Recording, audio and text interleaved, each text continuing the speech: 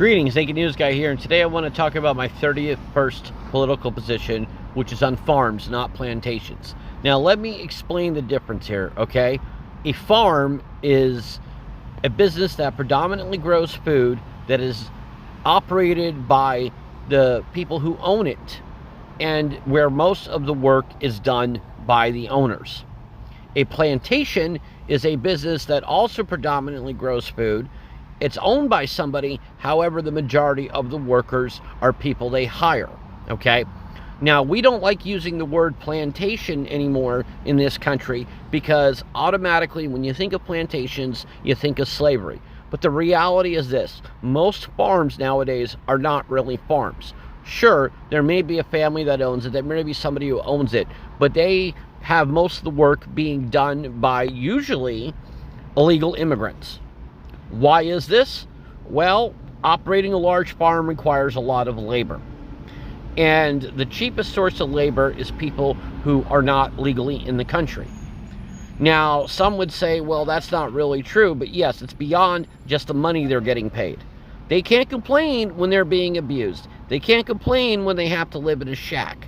That's one of the reasons why they say they can't get Americans to do these jobs. By law, we need to define the difference between a farm and a plantation.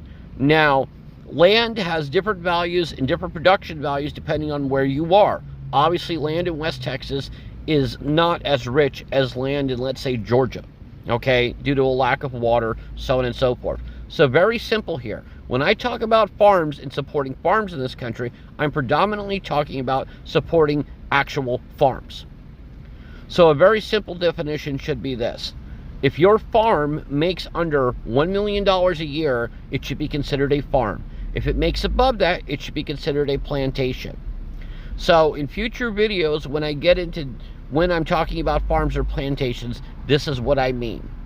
We need to stop having this idea in this country that some jackass in California who has 300 Mexicans doing his work for him is the same as old Ronald McDonald who's trying to survive on 120 acres in upstate New York or in East Tennessee. Not the same thing. And legally, it should not be considered the same thing, because these plantations have driven out these farms, and they've driven them out because of cheap labor. And because of other factors as well, but predominantly because of cheap labor. Now, the guy who has all these workers doing his work for him is a manager. He is a planter. Yes. And whether the word has historical connections or not is beside the point. That's what it is. Naked News Guy here. Like and subscribe for more content.